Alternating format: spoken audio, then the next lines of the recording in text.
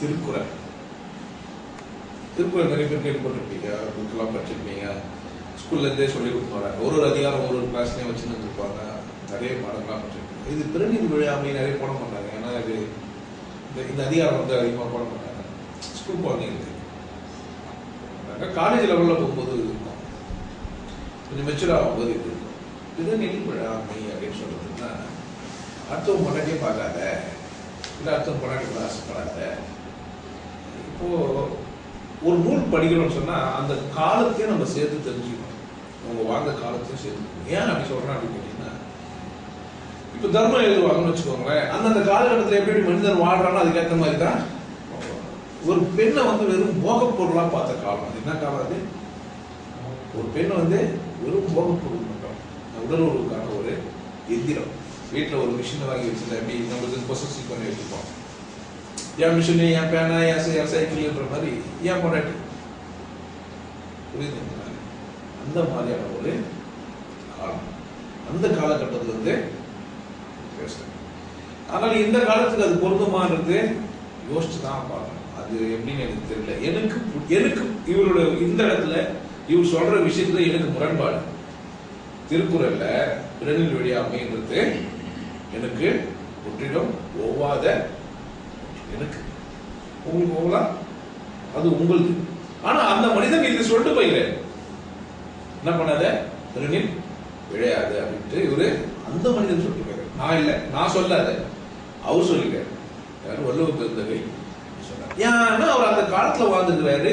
அந்த மாதிரியான தவறுகள்லாம் நடந்திருக்கு. உலகத்தின் புனித சின்னம் அதிசயத்துல ஒண்ணு அப்படின்லாம் சொல்றது பாத்தீங்கன்னா, சலவை தொழிலாளியோட மனைவி மும்தாஜ், அவளுக்காகத்தான் கட்டப்பட்டது தாஜ்மஹால். தெரியுமா?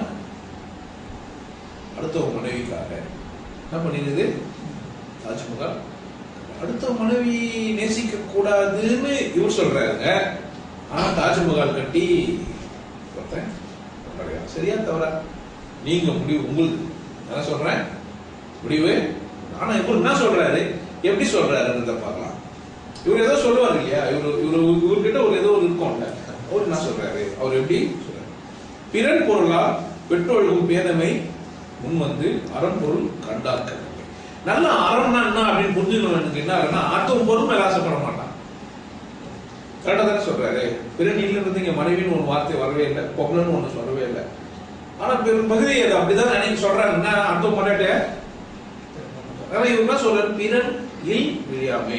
பிறன் பொருள் அப்படின்னு அர்த்தமா, பிறன் மனைவின்னு அர்த்தமா பார்த்தலாம். ஆனா இது சில பொருள்கள்ல வந்து பெண்ணை கூட இல்ல, சில குரல்ல, சில முதல் குரல்ல முரண்பாடு இல்லை. என்ன சொல்றாரு, பிறன் பொருளால் பெற்றோர்களும் பேதமை மனமும் வந்து அறம்பொருள் கண்டாக்க இல்ல, தேஞ்சு போயிடும் அப்படின்றதுக்காக பக்கத்து வீட்டுக்காரங்க கதிரோடு வாங்கி வச்சு புதுசாக கதிரோடு வாங்கி அவனுக்கும் கொடுத்தாங்க, எனக்கும் கொடுத்தாங்க. ஸ்கூல்ல படிக்கிற பசங்க பாத்தீங்கன்னா ஸ்கேல் வச்சுன்னு பேனால போட போறாங்க, பார்பெட்ல போட போறதுன்னா நம்ம ஸ்கேல் கேட்டு வாங்கிப்பாங்க. ஏன்னா அது பிளாஸ்டிக் முனையெல்லாம் உடஞ்சிடும். இது வந்து நல்ல அறம் உள்ள மனிதன் செய்ய மாட்டான். அந்த மாதிரி வேலை செய்வானா, தேடித்தானே என் பொருள் தேடினா என்ன போனாங்க, இது புதுசா இருக்குது அழுக்காயிட்டு போகுது, புது வண்டி வாங்கிட்டேன், வண்டி வண்டி ஓசி வண்டி வாங்கி போய் இந்த மாதிரி அடுத்தவங்க பொருள்லயே அடுத்த விஷயத்துலயே பைக்லாம் வச்சு எடுக்க மாட்டாரு. உன்ன கூட வந்துடுறேன் இந்த மாதிரி ஐடியாலாம் போனாங்கல்ல. அது பிறன் பொருள் அப்படி இது கரெக்ட் தான். இந்த குரல்ல இந்த அர்த்தத்துக்கு இதே ரொம்ப சின்ன அடுத்த பொருள் மேல ஆசைப்பட மாட்டான். ஆனால் உள்ள ஒரு மனிதன். அரண்கடை நின்றாலும் எல்லாம், இரண்கடை நின்றாலும் எதுவுமே. அரண்கடை நின்றால் அரண்படி யார் வந்து தர்மத்தின் படி அல்லது அரண்படி நிற்கிறானோ அவன் தான் முக்தி அல்லது கடை எது இறுதி அது வரைக்கும் அவன் என்ன பண்ணலாம், எல்லாமே அவனுக்கு வாய்க்கும். இப்போ அவனுக்கு வாய்ச்சலோட அவன் ஒத்து போகும்போது என்னதான். ஆனா என்ன பிறன்கடை நின்றார் இல்லை, அது என்ன இல்லை, உன்னத்த பொருள்லயே வாழ்ந்துடலாம், இந்த ஓசிலேயே மங்களம் பாடிடலாம். ஏன் ஞானம் உங்க ஞானமா ஆகுமா? என் ஞானம் உங்க ஞானமா? உங்க ஞானம் உங்களுக்கு, என் ஞானம். நான் என்ன செய்யலாம், இங்க இருந்து ஐயா விழுதுங்க விழுதுங்க, இப்படி பாருங்க அப்படி பண்ணுங்க நான் சொல்லலாம். ஆனா அனுபவம் ஆகுறது ரெண்டு பேருக்கும் ஒரே சமையல் தான், செஞ்சு தட்டில் போடுறாங்க. எனக்கு நாக்கு நல்லா இருந்தா தான் ருசிக்கும், எனக்கு நாக்கு நல்லா இல்லாட்டி ருசிக்காது. நான் உங்களுக்கு போதிக்கிட்டு தரேன்னா அவங்களுக்கு இல்லை. உங்க நாக்கும் சரியா இருக்கணும், நீங்களும் ருசிச்சு அதை சாப்பிடணும். நாக்கு ருசியா இருக்கும். ஏன்னா இங்க இருக்கிறது எங்கேயும் இருக்கும். அப்ப கூட ருசிக்காது. அப்ப நான் என்னத்தை கரெக்ட் பண்ணலாம்? நாக்கு சரியில்லை நான் மருத்துவரா நாக்கையும் கூட கரெக்ட் பண்ணலாம். இப்படி எல்லாம் நான் எல்லாத்தையும். ஆனா நீங்க ருசியாக ஒரு வார்த்தை சொல்லிட்டீங்கன்னா உங்களுக்கு உரைக்கல, உரைக்காமே நான் சொல்றேன் நீங்களும் சொல்லிட்டீங்கன்னா நீங்களா நான் சொல்லிட்டேன் ஆனந்த வாழ்வு இப்படிதாங்க இருக்குன்னு நான் சொல்லிட்டேன். நீங்களும் அப்படி கூட சொல்லி தெரியல தானே சொல்லலாம். அதனால என்ன பண்றது இந்த டேஸ்ட் இருக்கு. ஆனா வாழ்க்கைக்கு அது போதும். எப்படி இருக்கு என்னென்னவோ மாதிரி இருக்கு தெரிஞ்சு எப்படி இருந்து அப்படியே தெரிஞ்சுக்கணும் தப்பு இல்லையே. வாழ்க்கைக்கு அது உண்மையிலேயே போதும். ஆனா என்ன அதுல போதுமானது? அப்போ அது வந்து ஒரு இறுதி தீர்வை தராது. தர்மத்தின்படி நின்னீங்கன்னா நீங்க என்ன எல்லாம் முக்தி ஆகுது. இறை எதுவோ கடைசி எதுவோ அது வரைக்கும் நீங்க வந்து விழிந்தாரின் வேறல்லார் மற்ற தெளிந்தாரின் தீமை புரிந்து கொள்வார். சொல்றோம்னா அடுத்தவங்க கேட்டு வாங்கி பேசிருப்பாங்க நிறைய பேர். விழிதல் அப்படின்னா சொல்றது வெளி வேற்றுமைனே சொல்லுவாங்க. அதே பேர் அதே தான் இருக்கும். ஆனா கூடும்போது சக்கரே அந்த கத்தியை கூடுவாங்க பாத்தீங்களா, அது வெளி வேற்றுமை. கத்தறது மட்டுமே. விழிந்தாருன்னா சொல்றவங்க எல்லாம் உண்மையா பேசுறவங்க எல்லாம் பாத்தீங்கன்னா நிறைய பேசிட்டு இருப்பாங்க. பாவாம்ச பறவை மேலேயே வரும், அப்படியே பறந்துடும், கீழே இறங்குறதே இல்லை, என்னென்னவோ சொல்லுவாங்க. அப்படியே இருட்டாகுது, அப்படியே குச்சி இப்படி இழுகுது, அது அப்படி பண்ணுது, என்னென்னவோ சொல்லுவான். அவன் ஒருத்தர்கிட்ட போனீங்கன்னா அவன் தான் புள்ளதான் பிறவி என்னென்னவோ சொல்லுவான். உண்மையா அவன் அவங்க என்ன உண்மையிலே தெரிஞ்சுதா? புள்ள பேத்துக்கு அவங்க எப்படி பிறவின்னு தெரியும்? ஒரு ஐடியா அவரை பட்டான். உள்ள பொருள்னா அவன் தான் முக்தி, ஜீவன் முக்தி. புரிஞ்சுச்சிங்களா? ஏன் நீங்க கணக்கு படி பாத்தீங்கன்னா கூட இல்ல தானே. திருமூலருக்கு பிள்ளை எனக்கு தெரியாது பார்த்தா வரலாறுல. ஆமா நான் திருமூலருக்கு பிள்ளை யாருக்கு தெரியல.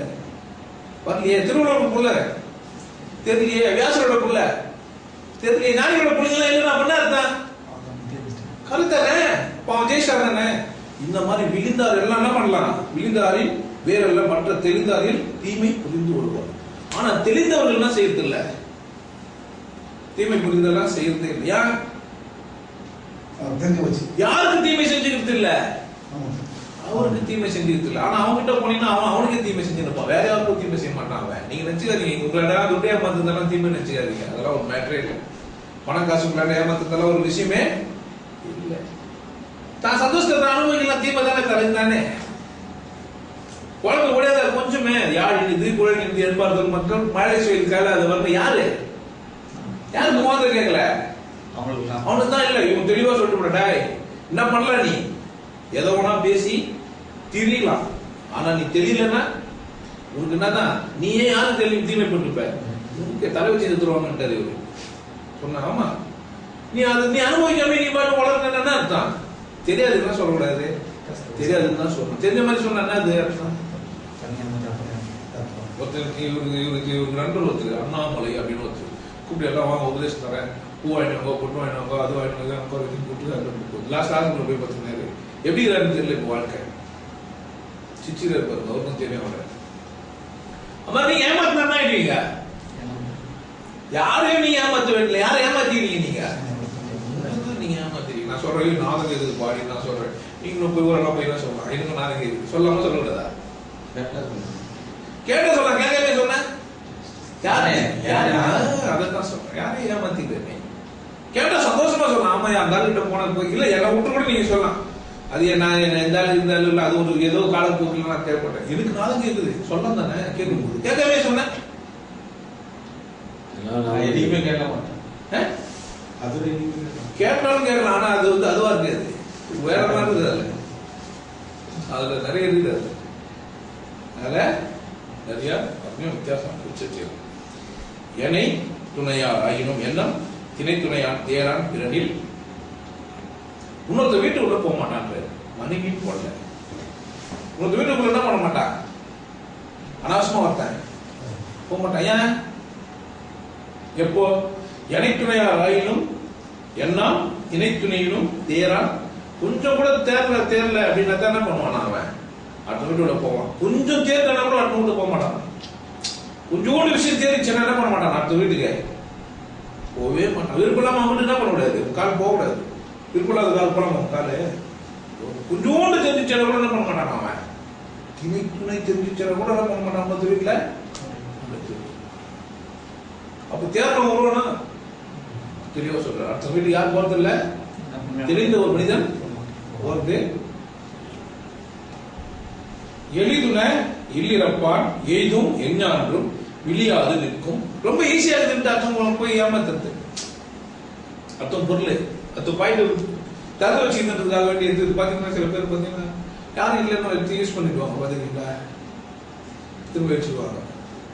யாரெல்லாம் போன் எடுத்து பேசிட்டு திருடலாம் இல்ல, யூஸ் பண்ணிப்பாங்க அந்த அந்த டைம், அந்த நேரத்தை. பாத்துக்கிறீங்களா, நம்மளுக்கு எதுவும் ஆகக்கூடாதுன்றதுக்காக வேண்டி அந்த நேரத்துக்கு அது பண்ணாங்க. எளிதுணை எதிர்ப்பான் என்னான்றும் இழியாது நிற்கும். அந்த பழி போவாம நிற்குமா? இது ஒரு பழி என்ன பண்ணோம், விலகி போவாது நிற்கும். பகை பாவம் அச்சம் பழி என நான்கும் இகழாவான் இல்லிறப்பான். பழி வந்து பாவமும் வந்து சேருது. எப்போ அடுத்த பொருள் மாசுபட்ட என்ன ஆகுது, பழி ஒன்று வரும், பாவம் வரும், பகை வரும், அச்சம் வரும். நமக்கே ஒரு குற்ற உணர்வு வந்துடும். நம்மளே வெக்கப்பட்டுப்போம். பயம் ஒன்று வரும். பயம் உணர்ச்சி ஒண்ணு. இது 4 ஆயிடும். அடுத்த வீட்டுக்கு போனா பார்த்து இதெல்லாம் தேவையா வேணாம், பயம் இருக்கணுமா, பயம் வேணாமா. வேணுள்ள எப்படி இருக்கணும் நீங்க, அடுத்த வீட்டுக்குள்ள அனாவசியமா போவ பழி இல்லாம இருக்கணுமா, அடுத்த வீட்டுக்கு அச்சம் இருக்கக்கூடாது, பயம் இருக்கக்கூடாது, பகை இருக்கக்கூடாதா, பாவம் இருக்கக்கூடாதா. அப்போ அரணியலான் இல்வாழ்க்கை என்பான் பிறனியலான் பெண்மை நயவாதகம். இங்க நான் சொல்றேன், அரண் இயலான் இல்வாழ்வான் என்பான். அரண் இயலான் அப்படின்னு சொல்லும் போது என்ன ஆகுது, அறத்தின்படி நடக்காதவன். அரண் இல்வாழ்வான். அரண் இயலாதவனா என்பான். இவர் சரியா சொல்றதா தப்பா சொல்றாரா? அறத்தின்படி நிற்க முடியாத நாங்க இல்வாழ்வோம். அரணியலான் இல்வாழ்வான் என்பான் பிறனியலான் பெண்மை நயவாதகம். ஆனா இங்க என்ன சொல்றான், அரண் இயலான் அப்படி போடாம அரணான் இல்லைன்னா அரண் இயல்பானான் அப்படின்னு சொன்னாக்கா சரியாயிடும். அரண்படி இருக்கிறவன் என்ன பண்ணுவான், குடும்பம் நடத்துவான், இல்வாழ்க்கை வாழ்வான். ஆனா அரண்படி இல்லாதவன் என்ன செய்வான்,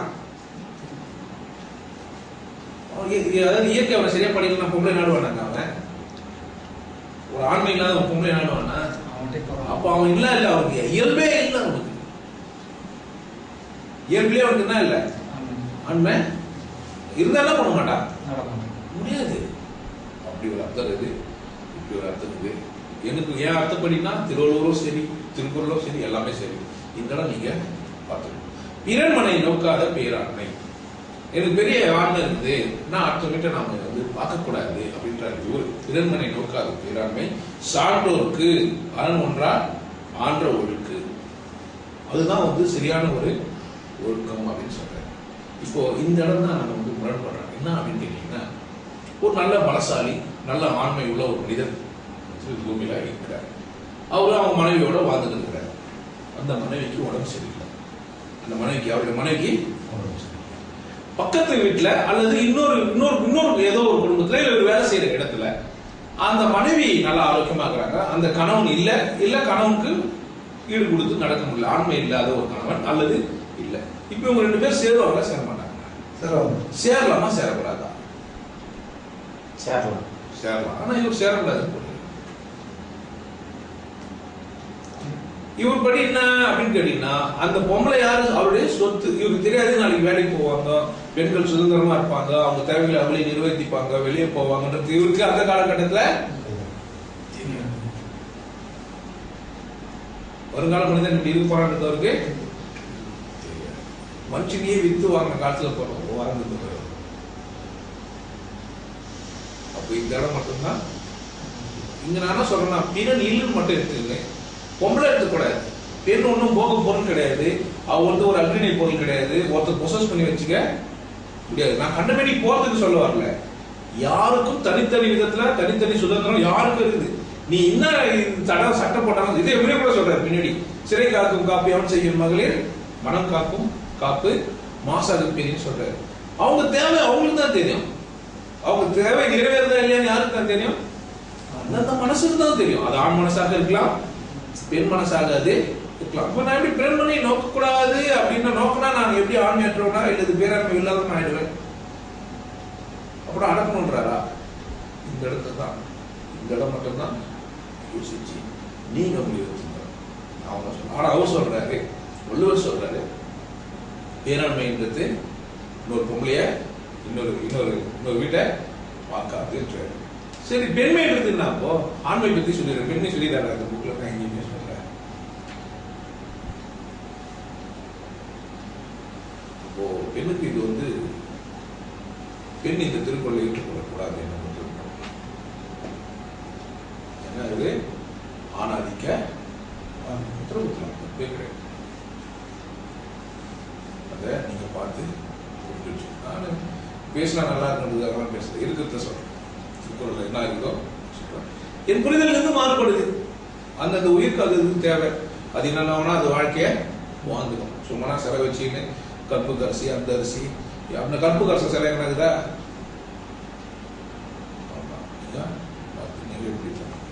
நலக்குரியார் யாரெனில் நமநீர் வைப்பி பிறர்க்கு உரியன தோன் தேயாதார். யார் நலக்குரியார்னு சொன்னா தனக்கு தேவையான இன்னொருத்துக்கு மேல ஆசைப்படுறது, இன்னொரு பொருள் மேல ஆசைப்படுறது.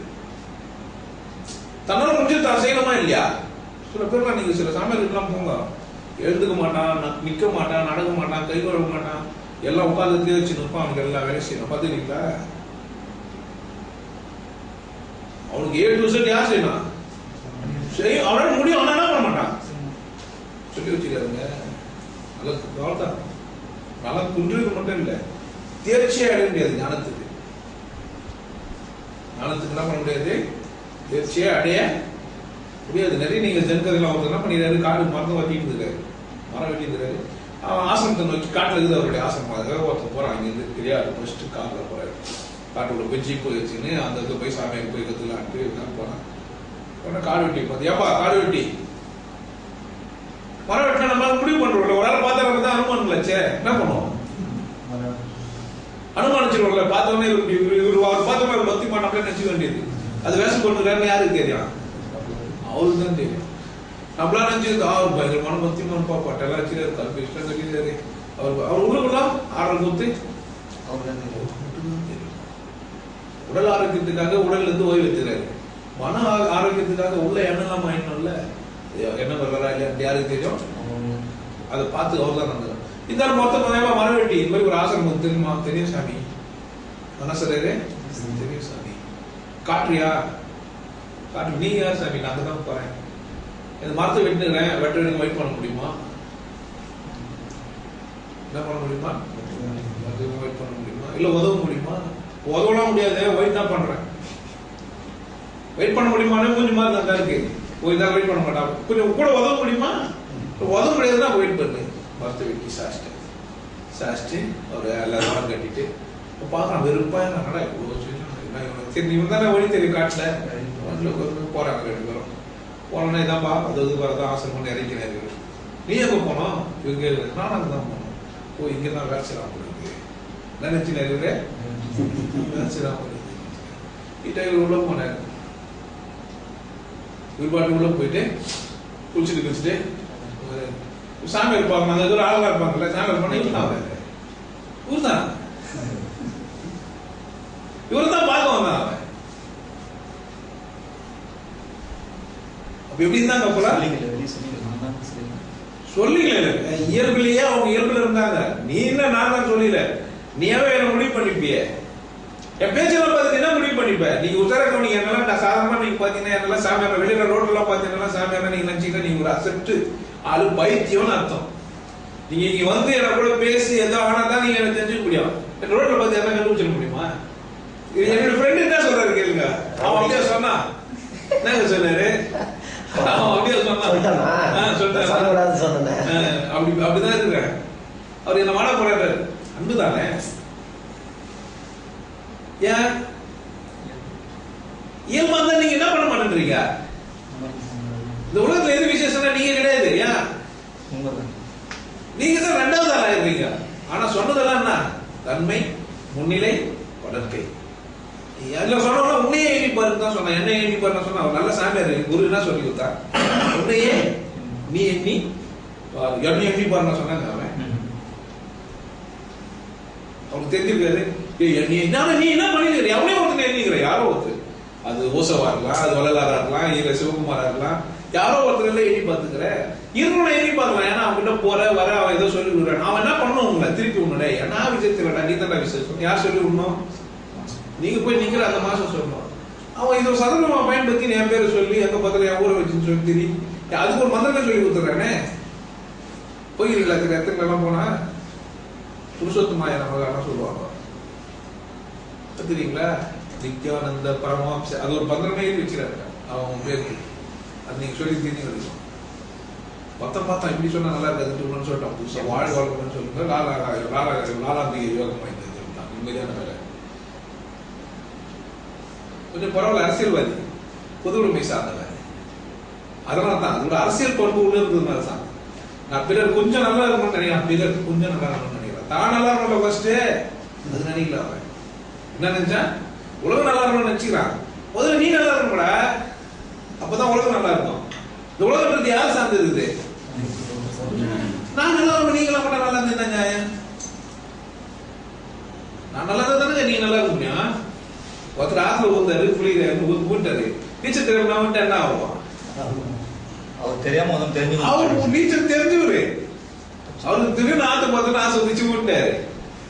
அவரை ஊட்டாரு. நீ நினைச்சீங்கன்னா நஞ்சது மட்டும் இல்ல, நீ நீச்சல் தெரியாது. நீ என்ன ஊத்த எனக்கு நீச்சல் அடி தெரியாம அவனை காப்பாத்த தெரியாது. அவன் இப்போ யார் தகவல் முடிச்சாருக்கு பார்த்து நடந்திருக்காரு. இப்படித்தான் நிறைய பேர் அவங்கள நினைச்சீன்னு நீங்க அவங்கள நினைச்சு கஷ்டப்பட்டுக்கிறீங்க. யார் நினைச்சு பார்க்கணும்? இதுதான் சொல்றேன். நடக்கூடியார் யாரெனில் நாமனில் வீட்டி பிறர்க்கு அடுத்த விஷயங்கள அதை பத்தி ஆராய்ச்சி பண்ணினா முடியாது. அரண் வரையான் அல்ல செய்யணும், பிறன் வரையான் பெண்மை நயமாக. பொம்பளைய நேசிக்காம இருக்குது, பொம்பளை பக்கம் போகாம இருக்குது நல்லதுன்றாங்க.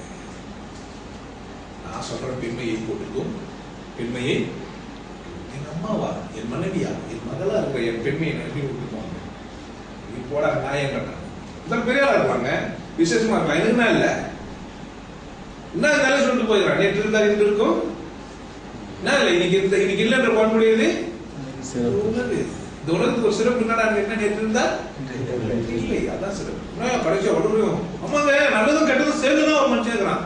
இவன் தான் சொல்லிட்டு போயிருக்கான். அதே குணம் நாடி குற்றம் நாடி மிகை நாடி மிக்க குரல் 133 அதிகாரம். ஒரு அதிகாரம் தப்பா தராது. தப்புன்னு சொல்றது தைரியம் இல்லைன்னா நம்மளா செய்யுது. தப்புன்னு சொல்றது தைரியம் இல்லாத குழந்தைங்க தான் நம்மளா செய்யுது. தப்புதான் இந்த அதிகாரம் என்னை பொறுத்த வரைக்கும் தப்பு. ஆனா இது என் கருத்து, உங்க இஷ்டம். இவரு என்ன சொல்றாரு? பெண்மை என்ன பண்ணாதீங்க, ஆடாதீங்கன்றாரு. நான் சொல்றேன் பெண்மை தான் போற்றுவது. பெண்மை என்ன பண்ணுங்க? பெண்மை என்ன பண்ணணும்? போற்றணும். அப்படி என்ன பண்ணணும்? எழுந்திக்கணும். வீட்டுல இருக்கிற உங்க மனைவி உங்களுக்கு யாரு? தேவதை. அவர் என்ன பண்ணணும்? வாழ வைக்கணும். நீங்க சந்தோஷப்படுத்தணும். அவர் சந்தோஷமா தான் நீங்க வீட்டுக்கு போனா எப்படி இருக்கலாம்? துக்கம் வந்து எப்படி இருப்பீங்க? அவ்வளவுதான். அவளை கூப்பிட்டு போன்ல யாரும் கூட பேசுகிறேன், இந்த என்ன பண்ணேன், காலையில் நான் சேனல் பார்த்தேன், அங்க போனேன், உங்களுக்கு யார் பேசினேன், என்ன ஆச்சு? உன் மனசுல என்னடா இருக்கு கையில? நீயும் மனுஷன் தானே, வாழ வந்த தானே. சந்தேகமே போடாது. போனாலும் போறான்னு ஏன் சந்தேகம் பண்ணி தெரியல? இஷ்டமா வந்து அவ போற. நீ இன்னும் டக்கர் வச்சாலும் சரி, நீ இன்னும் பெரிய ஜலாலி வேலை எல்லாம் பண்ணலாம், மனசுல போய் வந்துருவாள். என்ன செய்வ?